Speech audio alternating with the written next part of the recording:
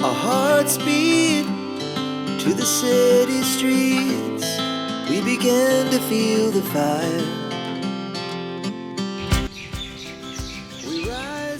हम सब अपना अपना घर बहुत साफ रखते हैं। इसमें कोई भी अलग सी साइंस नहीं होती है, ये सब हमारी हैबिट्स ही होती हैं कि जिससे हमारा घर क्लीन रहता है।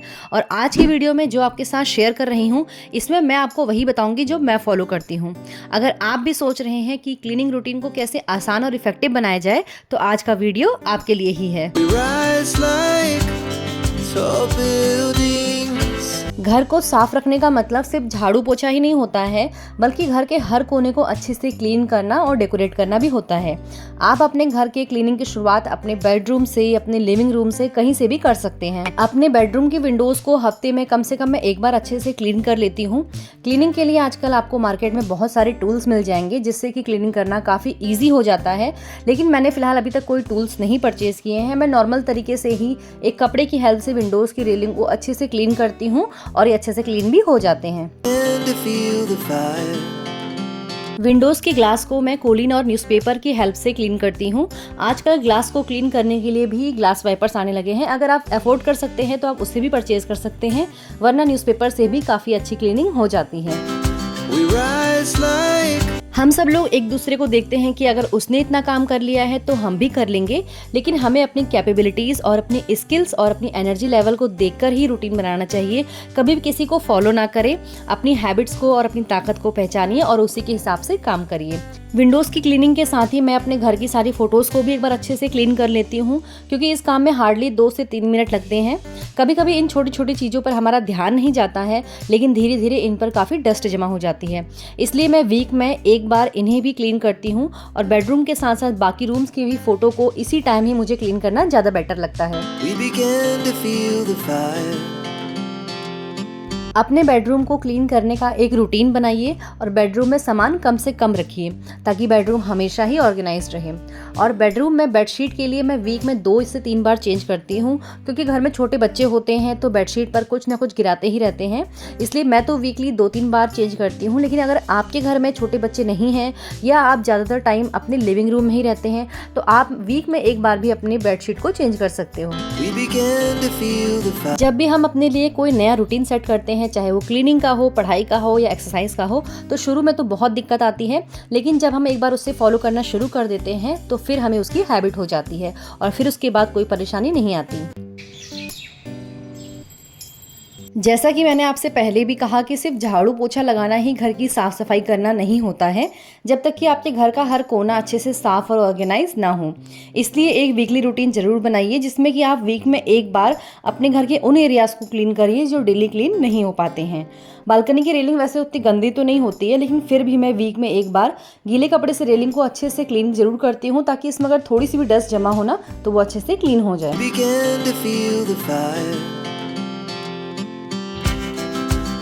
प्लांट्स तो हम सभी लोगों को पसंद होते हैं, लेकिन ट्रांसफरेबल जॉब और शिफ्टिंग की वजह से हमने कभी ज़्यादा प्लांट्स नहीं लगाए अपने घर में, लेकिन फिर भी थोड़ा बहुत इंडोर प्लांट्स तो हमने रखे हैं। तो जो थोड़ा बहुत ये प्लांट्स हैं ना, इनको पानी तो मैं डेली देती हूँ, लेकिन वीक में एक बार इन सभी प्लांट्स को मैं बालकनी में लाकर चेक करती हूँ। इनकी ड्राई लीव्स को मैं कट करती हूँ और लीव्स को मैं पानी से अच्छे से वॉश भी इसी टाइम कर लेती हूँ। इससे प्लांट्स में जो थोड़ी बहुत डस्ट जमा होती है ना, वो भी अच्छे से क्लीन हो जाती है और प्लांट्स की थोड़ा केयर भी हो जाती है। और इसी के साथ ये सारे ही प्लांट्स थोड़ा खिले खिले भी लगने लगते हैं और इसी बहाने बालकनी की भी अच्छे से धुलाई हो जाती है। We began to feel the fire. We rise like tall buildings as a अब घर तो आपका चाहे जितना साफ हो, लेकिन अगर वॉश बेसिन क्लीन नहीं है ना, तो घर साफ नहीं माना जाएगा। इसलिए वॉश बेसिन क्लीनिंग का भी आप एक रूटीन बनाइए। मैं हर 2 दिन बाद अपने वॉश बेसिन को क्लीन करती हूँ। अगर आपके घर में मेंबर्स ज़्यादा हैं और वॉश बेसिन का यूज़ ज़्यादा होता है, तो आप डेली भी क्लीनिंग कर सकते हैं। लेकिन अगर आपके पास इतना टाइम नहीं है, तो आप एक रूटीन बनाइए और हर 2 दिन बाद या 3 दिन बाद अपने वॉश बेसिन को आप क्लीन करिए। वॉश बेसिन की क्लीनिंग के साथ ही मैं यहाँ पर मिरर भी क्लीन कर लेती हूँ। इसको भी मैं कोलिन और न्यूज़पेपर की हेल्प से ही क्लीन करती हूँ। घर जितना साफ और ऑर्गेनाइज्ड रहता है ना, घर में उतनी ही ज़्यादा पॉजिटिविटी आती है। अपनी वार्डरोब को तो मैं 20 से 25 दिन में ऑर्गेनाइज करती हूँ, लेकिन इसके डोर्स और मिरर्स को मैं वीकली बेसिस पे क्लीन करती रहती हूँ। मैंने अपनी वार्डरोब ऑर्गेनाइजेशन के वीडियोस आपके साथ पहले भी शेयर किए हैं। अगर आपने नहीं देखे हो तो एक बार उन्हें ज़रूर देख लीजिएगा, उससे आपको कुछ आइडियाज़ और टिप्स मिल जाएंगे। वीडियो का लिंक मैं आपको नीचे डिस्क्रिप्शन में दे दूँगी।